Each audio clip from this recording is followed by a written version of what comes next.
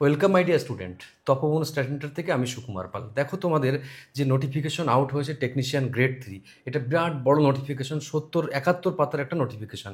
তো এত এত বড় নোটিফিকেশনের টোটাল ব্যাপারটা অ্যাট এ গ্লান্স বলা কোনো প্রকারেই সম্ভব না। আর ওটা করতে গেলে তোমাদের মিনিমাম 30 মিনিট লাগবে। তো সেটা আমি পরের ভিডিওতে বলবো সুন্দর করে। কিন্তু এখন অ্যাট এ গ্লান্স কী কী পরিবর্তন হলো আর কী কী পরিবর্তন হয়নি সেই ব্যাপারে এবং বিশেষ কিছু তথ্য নিয়ে আমি তোমাদের সামনে ডিসকাস করব। আশা করি এটাতে তোমাদের কংক্রিট ক্লিয়ার পাবে এবং টোটাল ব্যাপারটাই আমি ডিসকাস করব। আচ্ছা, এই যে ব্যাপারটা, তো প্রথমে দেখো টেকনিশিয়ান গ্রেড 3। তো এখন প্রতি বছর রেলওয়ে বোর্ড কথা রাখছে যে প্রতি বছর ফর্ম বেরোচ্ছে, কিন্তু ভ্যাকান্সির পরিমাণ খুবই কম, হিসেব মতো 6000 প্লাস। তো এই অল্প ভ্যাকান্সি হলেও পরীক্ষা না দিয়ে তো কেউ থাকতে পারবে না। গত বছর অনেকেই হয়তো কাছাকাছি, খুব কাছাকাছি মানে থেকে বাদ গেছে। তাদের অবস্থা খুবই ভয়ঙ্কর, যে তারা কল্পের জন্য, কিন্তু আবার সেকেন্ড ডিবিতে ডাকছে। অনেকে জয়েন করেনি, তারাও কিন্তু আবার নতুন করে সুযোগ পাচ্ছে।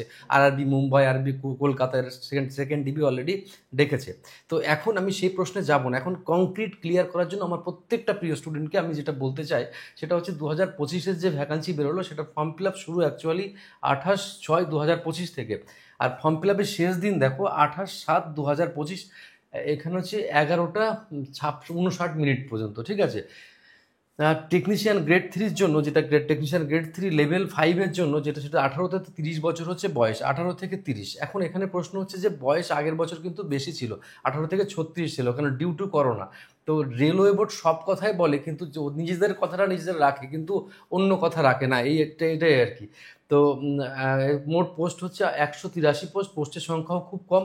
আর টেকনিশিয়ান গ্রেড 3 লেভেল 2 যেটা, আর এই মেডিকেল স্ট্যান্ডার্ড দেখো A3, B1, B2, C1। এই ব্যাপারে আমি বিশদ তথ্য আমাদের ইউটিউব চ্যানেলে আছে, এবং দরকার হলে আরও ভিডিও করে জানাবো, তুমি কমেন্টস করবে যদি তোমাদের জরুরি থাকে। আচ্ছা, আর B1 লাগবে হচ্ছে গ্রেড 1-এর ক্ষেত্রে। তাহলে এই ব্যাপারটা ক্লিয়ার হলো। আর 6055টা ভ্যাকান্সি আছে বিভিন্ন ইউনিট, প্রোডাকশন ইউনিট সব মিলে। এক্সাম ফিজের ব্যাপারটা দেখো, ইউআরদের জন্য 500 টাকা, আর ইউআর, ওবিসি, ইডব্লিউএস কিন্তু ইবিসি নয়, মাথায় থাকে যেন।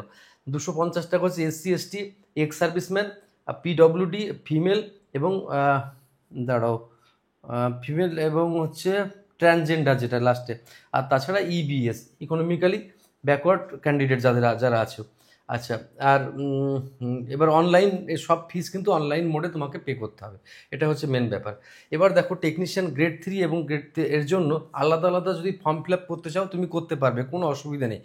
আর ফর্ম ফিল আপ যখন করবে তখন কিন্তু আলাদা আলাদা করে তোমাকে পেমেন্ট করতে হবে, এক পেমেন্টে হবে না। এবং পরীক্ষার দিনও আলাদা হবে, সিবিটিটাও আলাদা হবে, এবং আরও কিছু পরিবর্তন হয়েছে, সেগুলো নিয়ে আমি অবশ্যই কথা বলবো তোমাদের সাথে। তো এখন যেটা, আর একটা কথা আমি জানিয়ে রাখি, যেটা হচ্ছে যে তোমরা তো বারবার ফোন করছো তপবন স্টাডি সেন্টার সম্পর্কে, কোর্স সম্পর্কে। তো এখানে আমার যে কথাটা বলার, খুব ইম্পর্ট্যান্টলি যে কথাটা বলার, সেটা হচ্ছে যে আমাদের বিভিন্ন সময় কোর্স শুরু হয়, আর তারপরে আমরা একটু অন্তর্মুখী বলা যায়।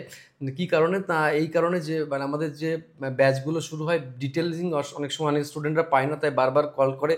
তো আমি একটুখানি জাস্ট বলে দিই, আমাদের নতুন ব্যাচ আগামীকাল থেকে একটা নতুন ব্যাচ শুরু হচ্ছে। ওটা হচ্ছে তোমার বেসিক টু অ্যাডভান্স, মানে সব রকম রেল এবং এসএসসি পরীক্ষার মিলেমিশে খুব সুন্দর একটা এনহান্স করার জন্য একটা ব্যাচ।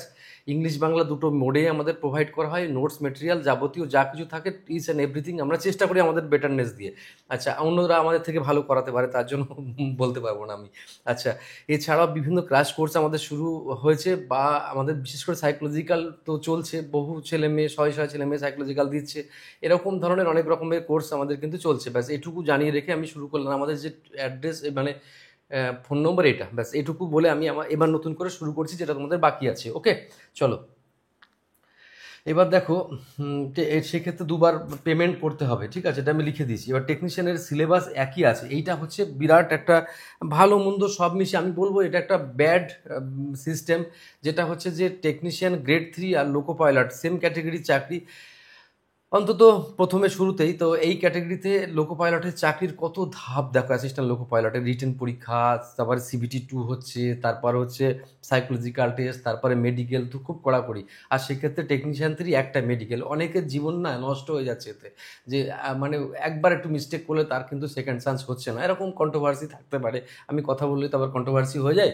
তো সেক্ষেত্রে আমি এই নিয়ে ডিটেলস আরও নতুন নতুন ভিডিও তোমাদেরকে করবো। টেকনিশিয়ানের সিলেবাস একই আছে, টেক 3-তে কোনো ট্রেড লাগু হচ্ছে না, আগের বার যেমন ছিল এবারও কোনো ট্রেড লাগু হচ্ছে না, কিন্তু সায়েন্সের উপরে টেকনিক্যাল টাইপের কোশ্চেনের দিতে পারে। এবার সিলেবাসটা টেক 3 সিলেবাসটা দেখো যেমন ছিল তেমন, ম্যাথ 25 আর জিআই 25, সায়েন্স 40 এবং জেনারেল অ্যাওয়ারনেস হচ্ছে 10। তার মানে এখানে একটা সুবিধা আছে যে জেনারেল অ্যাওয়ারনেসটা খুব কম আছে, আর বাকিটা এই জন্য না মার্কসটা একটু বেশি উঠছে। ঠিক আছে, এবার আমি চলে আসবো রিক্রুটমেন্ট টোটাল প্রসেসটা কীরকম করা হয়েছে। রিক্রুটমেন্ট প্রসেসটা দেখো, সিবিটি এক্সাম হবে প্রথমে, তারপর ডিভি হবে, তারপর মেডিকেল এক্সামিনেশন হবে, আর 90 মিনিটের এটা পরীক্ষা হবে, আর 100টা কোশ্চেন হবে, 1/3 নেগেটিভ মার্কস হবে। বড় পরিবর্তন কি, এবার আমি এইগুলো তো সিলেবাস হলো, এইসব ব্যাপারে আমি আরও নতুন করে সিলেবাস সম্পর্কে কাটাছেড়া করার জন্য যদি চাও ভিডিও, সেটাও আমি দেবো। কারণ তপোবন স্টাডি সেন্টারে রেলের চাকরির ব্যাপারে তো একটা বিশেষত্ব আছেই, জানো গতবার আমাদের প্রায় 500-এর কাছাকাছি স্টুডেন্ট চান্স পেয়েছে এখানে, বা যারা করছে অনেকে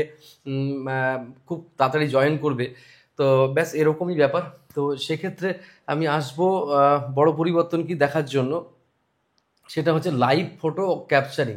আগে দেখো ফটো তুলে তারপরে সেটা স্ক্যান করে তারপরে কি করতে হতো, সেটা আপলোড করতে হতো, এখন আর তা করতে হচ্ছে না। এখন লাইভ ফটোর ক্ষেত্রে ক্যাপচারিং তোমার করতে হবে, মানে লাইভ বসে, মানে যখন তুমি ফর্ম ফিল আপ করছো তখনই তুমি ক্যাপচার করতে হবে তোমাকে, অন্য কেউ ফর্ম ফিল আপ করে দিলেও হবে না। সেই অবস্থায় তোমাকে অবশ্য ভালো ড্রেস পরে থাকবে, মোটামুটি যেটা যেরকম ড্রেস পরা ফটোর ক্ষেত্রে দরকার, সাদা ড্রেস পরলে ভালো হয়, বা কালার হলেও একই কালারের ড্রেস পরলে ভালো হয়, সেরকম লাইভ ক্যাপচারিং হবে। ঠিক আছে, অ্যাপ্লিকেশন।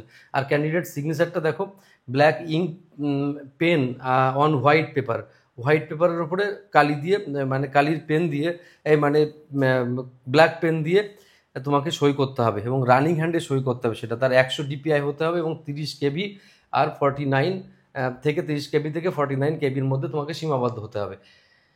এবার আমি স্ট্র্যাটেজি সম্পর্কে একটু কথা বলি। দেখো এই যে পরীক্ষা, আর এই পরীক্ষার ধরন তোমরা নিশ্চয়ই জানো। এই পরীক্ষা মোটামুটি আমি বলবো ভীষণ কম্পিটিটিভ পরীক্ষা, এটা একটা ভীষণ টাফ মানে কম্পিটিশান হয়। কেননা এই পরীক্ষার ITI তো থাকছে, কোন ট্রেড না সেগুলো নিয়ে আমি ডিসকাস করবো, কত সিট আছে সেটা নিয়ে আমি কথা বলবো, কিন্তু বেসিক আইডিয়াটা আমি দিলাম এটার জন্য। এবার এই যে ব্যাপারটা, এটা কিভাবে প্রিপারেশান নেবে, প্রিপারেশানের ধরন কিন্তু অন্য পরীক্ষার সঙ্গেও কিছুটা মিলে যাচ্ছে এখানে। তাই তুমি এখানে সায়েন্সটাকে ভীষণভাবে জোর দিতে হবে। সায়েন্স জোর দিতে গেলে বিশেষ করে তোমাকে 9-10-এর যে সায়েন্সটা পড়েছো সেই সায়েন্সটাকে আর একবার তুলোধনা করতে হবে ভালো করে, এবং প্রত্যেকটা চ্যাপ্টারের বেসিকটা খুঁজতে হবে। PIQ পড়ে কিন্তু চাকরি হচ্ছে না।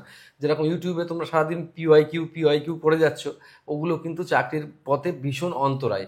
যে পারফর্ম করবে সে নিঃশব্দে পারফর্ম করবে, তোমার যেখানে ভালো লাগবে সেখানে তুমি পারফর্ম করো, কিন্তু তুমি বোঝো যে তোমার জীবন একটাই, তাই তুমি কিভাবে নিজের জীবনটাকে সুন্দর সাবলীল গতিতে পারফর্ম করাবে সেটা তোমাকেই বুঝতে হবে। আমি এই রিলেটেড আরও ডিটেলস ভিডিও মানে আমি খুব শর্টলি করছি, একদম নিশ্চিত থাকো, তাতে আরও ডিটেলস আমরা জানতে পারবো ব্যাপারটাতে। ওকে, আপাতত এখানে রাখছি। ভালো থেকো তোমরা, খুব ভালো থেকো, বেস্ট অফ লাক।